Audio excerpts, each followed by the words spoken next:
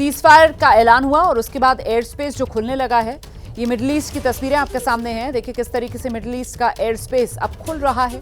मध्य पूर्व में जो विमान हैं उनकी आवाजाही अब शुरू होते हुए यहां नजर आ रही है।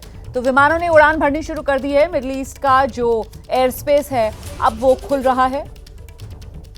यहां तक कि इजराइल ने भी अपना जो एयर स्पेस है वो इमरजेंसी फ्लाइट्स के लिए खोल दिया है। और अब आप ये कह सकते हैं कि इस युद्ध विराम के ऐलान के बाद स्थिति सामान्य होती हुई नजर आ रही है। तो ये एयर स्पेस खुल रहा है, उसकी तस्वीर आप देख रहे हैं। विमानों की आवाजाही यहां मिडिल ईस्ट में शुरू हो चुकी है। और वहीं दूसरी तरफ अब से कुछ देर पहले मैंने आपको एक और खबर दी थी जो चीनी मीडिया के हवाले से आई थी कि जो स्ट्रेट ऑफ हॉर्मुज है जिसे बंद करने का प्रस्ताव ईरान की संसद ने पास किया था वो भी फिलहाल टल गया है। तो मतलब वो जो जल मार्ग था जिसको बंद करने की बात कही जा रही थी, स्ट्रेट ऑफ हॉर्मुज, उस पर भी पाबंदी हट गई है। तो स्थिति अब सामान्य होती हुई यहां से नजर आ रही है। सीज फायर के ऐलान के बाद ये एयर स्पेस भी खुला। एक बार फिर से आपको लेकर चलेंगे। हमारे साथ हमारे सहयोगी नीरज राजपूत इस वक्त मौजूद है। नीरज, साफ तौर पर नजर आ रहा है कि अब वो डी एस्केलेशन जिसको कहा जाता है, ये जो स्थिति है वो सामान्य होती हुई यहां से नजर आ रही है। नीरज। हाँ बिल्कुल, देखिए रुमाना, जो चाहे वो एयर रूट हो या सी रूट हो, एयर रूट के लिए भी अगर हम ईस्ट और वेस्ट की बात करें तो वो इसी रास्ते से होकर गुजरता है, गल्फ कंट्रीज से होकर गुजरता है या यूरोपियन कंट्रीज से होकर गुजरता है। जैसे भारत और पाकिस्तान के बीच में तनाव है तो पाकिस्तान का हम एयर स्पेस नहीं इस्तेमाल करते, तो हम वाया अरब सागर और फिर उसके बाद गल्फ कंट्रीज़ के रास्ते से ही हम लोग यूरोप हो या फिर अमेरिका हो वहीं पहुँचते थे। तो लेकिन जब ये युद्ध हो रहा था तो ऐसे में जो एयर स्पेस थी वो बिल्कुल डर लगता है वहाँ पर। और उससे क्या होता है कि जो यात्रियों की आवाजाही भी, जो लोग हैं उनकी आवाजाही भी कम हो जाती है। कितने फ़ोन कॉल्स हम लोगों के पास आए जिनको जाना था अफ्रीका जाना है या यूरोप जाना है कि क्या वाकई में हम लोग जा सकते हैं, सेफ़ है।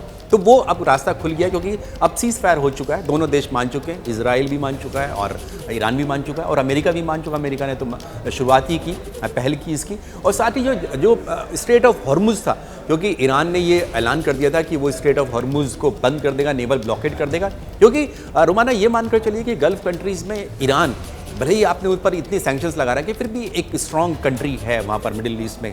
और जितनी भी कंट्रीज़ हैं, चाहे वो सऊदी अरेबिया हो, यूएई, वो सब भी एक बार ज़रूर सोचते हैं अगर ईरान के खिलाफ कुछ बोलना होता है तो। देखिए, आप कोई भी स्टेटमेंट ऐसा नहीं आया जो ईरान के खिलाफ हो इस दौरान, 12 दिनों के दौरान आया हो। तो वो वहाँ पे नेवल ब्लॉकेड कर सकता था। उसने अपने आप की क्षमता काफ़ी बढ़ाई है। चाहे फिर आप कहें कि उन्होंने चाइना के साथ, रशिया के साथ जो संबंध बनाए, स्ट्रेटेजिक पार्टनरशिप बनाई, अपने आप को स्ट्रांग बनाया। उनकी नेवी भी है ईरान की। तो ये आप देखिए 33 किलोमीटर जो चौड़ा ये स्ट्रेट ऑफ हॉर्मुज है जो कि पूरा पर्शियन गल्फ को अरब सागर से जोड़ता है। यानी कि जितनी भी ये कंट्रीज़ हैं, गल्फ कंट्रीज़ हैं वेस्ट एशिया की, ईरान तो है ही है इसमें, Qatar, Oman, Kuwait, Saudi Arabia, इन सब का जो ऑयल रूट है, जो कच्चा तेल जो है वो जाता है, चाहे यूरोप जाता हो या फिर जो एशिया जाता है, खासतौर से एशिया के लिए जाता है वहाँ से, वो सब इसी रास्ते से होकर गुजरता है। तो वहाँ पर अगर नेवल ब्लॉकेड लग जाता तो तेल की जो आपूर्ति कच्चे तेल की वो कमी हो सकती थी अंतर्राष्ट्रीय मार्केट में, क्योंकि 90% तो चाइना के पास ही जाता है, ईरान का ही जाता है। तो वहाँ पर अगर रोक दिया जाता है, 20 से 25% ये माना जाता है कि दुनिया भर का कच्चा तेल इसी स्ट्रेट ऑफ हॉर्मुज से निकलकर एशिया में जाता है। ऐसे में नीरज ये भी कहा जाएगा ना कि कहीं ना कहीं अगर इनसाइड स्टोरी की बात की जाएगी इस युद्ध विराम की,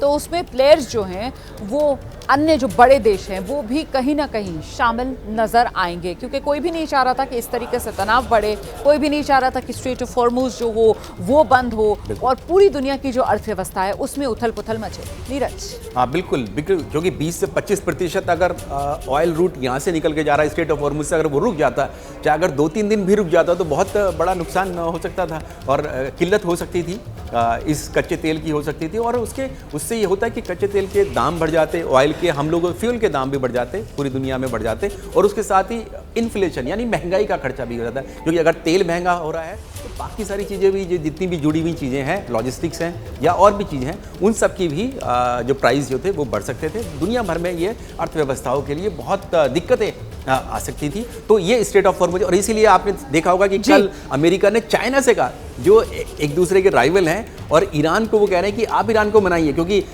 ईरान का जो तेल है 90%, क्योंकि उन पर सैंक्शंस लगे हुए हैं और कोई दूसरा देश लेता नहीं है, चीन जो है उनसे 90% तेल जो है, कच्चा तेल जो है ईरान से वो चीन लेता है, क्योंकि चीन जैसी कंट्री और रशिया जैसी कंट्री वो सैंक्शंस मानती नहीं है अमेरिका आप की। बिल्कुल सही कह रहे हैं नीरज, इसीलिए देखिए अभी सीज फायर की जो इनसाइड स्टोरी है धीरे धीरे कर उसकी परतें भी खुलेंगी और वो तस्वीर भी साफ होगी। फिलहाल ये बड़ी खबर है और अच्छी खबर है, इजरायल और ईरान के बीच युद्ध विराम ऐलान जिसका अमेरिका राष्ट्रपति अमेरिका के डोनाल्ड ट्रंप की तरफ से किया गया है।